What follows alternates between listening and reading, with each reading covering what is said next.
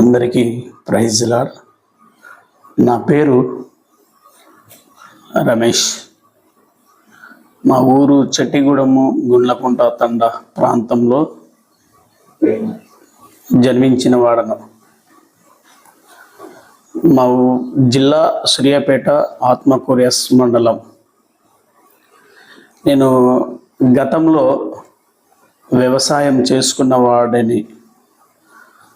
వ్యవసాయం చేస్తూ 2010 సంవత్సరంలో నేను మంచి ఒక మొక్కుబడి చేసుకున్నాను.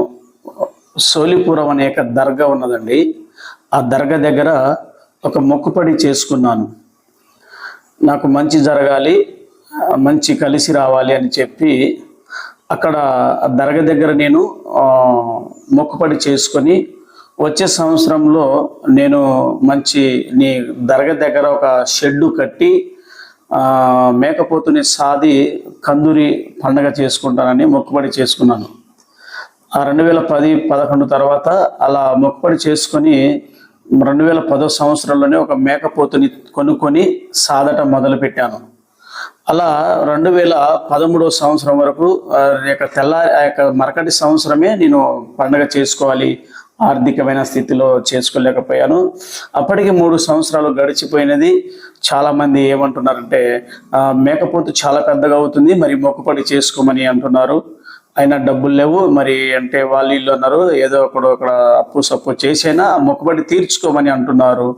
సరే కదా అనుకొని కొంత అప్పు తెచ్చుకొని ఆ యొక్క మొక్కుబడిని చెల్లించుకున్నాను. అక్కడ 2013 సంవత్సరంలో దర్గా దగ్గర ఏదైతే నేను మాట ఇచ్చానో ఆ మాట చొప్పున అప్పటికి 70,000 ఖర్చు చేసి ఒక షెడ్డుని కట్టానండి. షెడ్డు కట్టి మేకపోతుని 3 సంవత్సరాల మేకపోతుని ఘనంగా బంధువులతో స్నేహితులు అందరితో పిలిచి గొప్ప విందు పండగ చేసుకున్నాము. ఆ తర్వాత అది అలా జరిగిపోయిన నెల తర్వాత మా ప్రాంతంలో తిరుపతి జాతర బస్సు తీస్తున్నాము, ఎవరైనా వస్తారా అని అడగటము జరిగితే అప్పటికి నాలో ఆశ ఎప్పటి నుంచో, మరి అన్ని గుళ్ళకు తిరిగాను, అన్ని పూజలు చేశాను, ఎన్నో కొబ్బరికాయలు కొట్టాను కదా, చాలా ప్రాంతాలకు తిరిగి అన్ని దేవుళ్ళకు మొక్కాను. మరి తిరుపతి దగ్గరికి వెళ్ళాలని కోరిక నాకు చిన్ననాటి నుండి. అక్కడ గుట్టనెక్కాలి, ఎంత ఎత్తు ఉన్నదో ఆ దేవుని చూడాలి, అక్కడ దర్శనం చేయాలి. ఇవన్నీ దేవుళ్ళ దగ్గర తిరిగాను, అదొక్క దేవుడి దగ్గర మిగిలిపోయాను. వెళ్ళాలి అని ఎప్పటి నుంచో చిన్ననాటి కోరికను ఆ 2013 సంవత్సరంలో అలా ఒక వ్యక్తి తిరుపతికి బస్సు తీస్తున్నాము, ఎవరైనా వస్తారని అడిగితే నేను వెళ్ళాను, నేను వస్తానని చెప్పానండి. చెప్పాను. తర్వాత మా 3 ఫ్యామిలీ, మా పెదనాన్న ఫ్యామిలీ, మా నాన్న ఫ్యామిలీ, నా ఫ్యామిలీ, 3 ఫ్యామిలీ మేము ఆ యొక్క బస్సులో వెళ్ళటం జరిగింది. అప్పటికి ఆ బస్సు అంతా నిండిపోయినది, 50 మంది పైగా నిండిపోయింది. చాలా ప్రాంతం నుంచి వేరు ప్రాంతం నుంచి వచ్చారు. వెళుతున్నప్పుడు సమయంలో మరి ఆ యొక్క మార్గ మధ్యంలో కల్లూరు అనే మండలము, తర్వాత పీలేరు అనే గ్రామం దగ్గరికి బస్సు ఇలా రోడ్డు హైవే మీద ఆ డ్రైవర్ ఆపటం జరిగిన తర్వాత మరి చాలామంది రెస్ట్ తీసుకోవటం కోసం బయటికి దిగారు. కొంతమంది, నాకు ఒక కొడుకు, ఒక పాప, ఒక బాబు, ఒక పాపనైతే బాబేమో నాతో పాటు కిందికి దిగాడు. మరి నేను వెనక మళ్ళీ చూస్తేమో పాప ఏమో తన తల్లి ఒడిలో పడుకుంది కనుక మరి సరలే పడుకొని అనుకుని బాబుని తీసుకుని కిందికి వెళ్ళిపోయాను. తర్వాత మరి పాప ఎలా అయితే మరి తన తల్లి ఒడిలో నుంచి నిద్రపోతుంది కనుక లేచిందో తెలియదు. లేచిన వెంటనే బస్సు ఇట్లా ముందు నుంచి అవతల వైపు ప్రజలు ఉన్నారు, బస్సులు దిగిన వారు అక్కడికి వస్తున్నారు. అటువైపు మామిడి తోట ఉన్నది. ఆ తోటను చూసి మరి అటువైపు వెళ్ళాలనుకుందో ఏమో తెలియక ఆ బస్సు ముందు నుంచి అవతల వైపు ఉరకటము మొదలుపెట్టింది పాప. వెంటనే అవతల నుంచి లారీ పాల ట్యాంకర్ పెద్దది వచ్చి వెంటనే గుద్ది అక్కడికక్కడే వెంటనే కింద పడేసి పడిపోయిన వెంటనే ఆ యొక్క డ్రైవరు బ్రేక్ వేయగానే ఒక 3-4 మీటర్ల దూరము ఇలా తార్ రోడ్డు మీదనే రాసుకొని వెళ్ళిపోయింది. వెనక చర్మం అంతా కొట్టుకొని ఆ టైరు ఎప్పుడైతే బ్రేక్ వేసాడో వెంటనే పొట్ట మీదకి ఎక్కి నిలబడ్డది. వెంటనే ప్రాణం పోయిందండి. అక్కడికి వెళ్ళాము, చూసాము.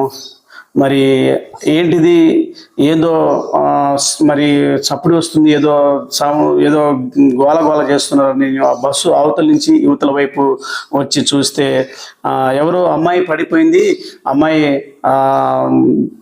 లారీ కింద పడిపోయిందని చెప్పారు.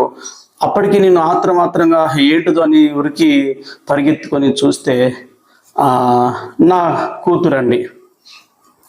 నా కూతురు వెంటనే అక్కడ పడిపోయి చూసేసరికి వెంటనే అక్కడ ఉన్నవారు ఆ లారీని దూరంగా జరిపి వెనక రివర్స్ చేయించి పాపను తీస్తే చెవుల నుంచి బ్లడ్, ముక్కుల నుంచి బ్లడ్ పడిపోయేసరికి అప్పటికప్పుడే చనిపోవటం జరిగింది. చనిపోయిన ఆ తర్వాత నేను భయంకరంగా, నా భార్య దిగింది ఆ బస్సుల నుంచి. బస్సుల నుంచి ఎప్పుడైతే దిగిందో నేను, నా యొక్క భార్య, నా తల్లి, నా తండ్రి వీళ్ళందరూ గురించి గోరున ఏడవటము జరిగిందండి. భయంకరంగా ఏడ్చి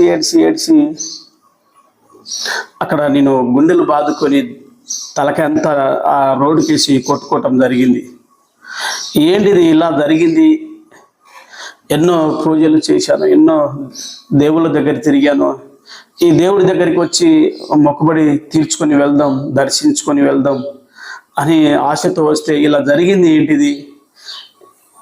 ఏంటిది కర్మ అనుకొని భయంకరంగా ఏడ్చి ఆ మధ్యాహ్న కాల సమయంలో ఆ రోడ్డు మీద ఏడుస్తుంటే ఎవరు కూడా వచ్చి ఆపలేకపోతున్నారు.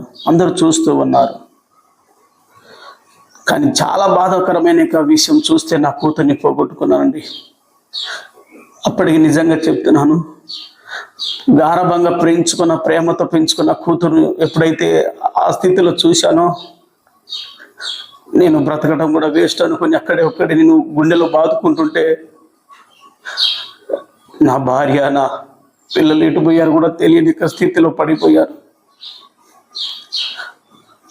చాలా బాధాకరంగా ఎవరో వచ్చి నీళ్లు చల్లి పడిపోయాడు, వీడు చచ్చిపోయాడా ఏందని చూస్తే తర్వాత మళ్ళీ లేచి నేను చూస్తే నా కూతురు, మా తల్లి, నా అమ్మ ఒడిలో పండబెట్టి ఏడుస్తూ ఉన్నారు.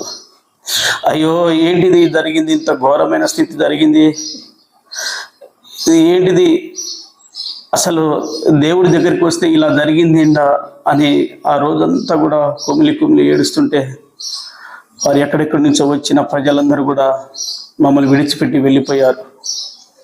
కేవలం మేము మా 3 ఫ్యామిలీ కుటుంబాలు మాత్రం అక్కడ మిగిలిపోయాం. ఆ నడి రోడ్డు మీద ఎవరి వైపు చూడాలో అర్థం కావట్లేదు.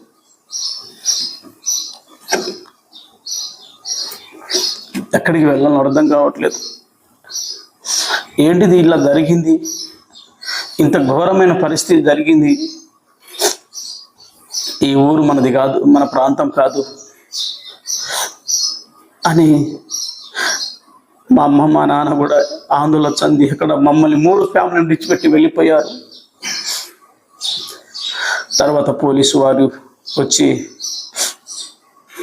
ఆ యొక్క ట్యాంకర్ని పోలీస్ స్టేషన్కి వెళ్ళడం జరిగింది ఆ ప్రాంతంలో. తర్వాత ఆ యొక్క పాప డెడ్ బాడీని పోస్ట్ మార్టానికి తీసుకువెళ్ళాలని చెప్పి పోస్ట్ మార్టానికి తీసుకుని వెళ్ళిపోయారు. వెళ్ళిపోతుంటే ఎంతో బాధాకరమైన విషయం, ఎంతో ఘోరమైన స్థితిలో ఏడుచుకుంటూ మమ్మల్ని ఆ పోలీసు వారు స్టేషన్కి వెళ్ళారు. ఆ తర్వాత పోస్ట్ మార్టానికి తీసుకెళ్ళారు. అక్కడికి వెళ్ళి పోస్ట్ మార్టం చేసుకొని మరలా వెహికల్ కట్టుకొని 24 గంటల్లో మరలా మా ప్రాంతానికి, చెట్టుగూడెం అనే గ్రామానికి వచ్చేసామండి. వచ్చిన తర్వాత మా బంధువులను, మా స్నేహితులను, మా వాళ్ళందరినీ చూసి ఇంకా ఏడుపు ఎక్కువ వస్తుంటే వాళ్ళన్న మాట ఏంటంటే, అరే వీడు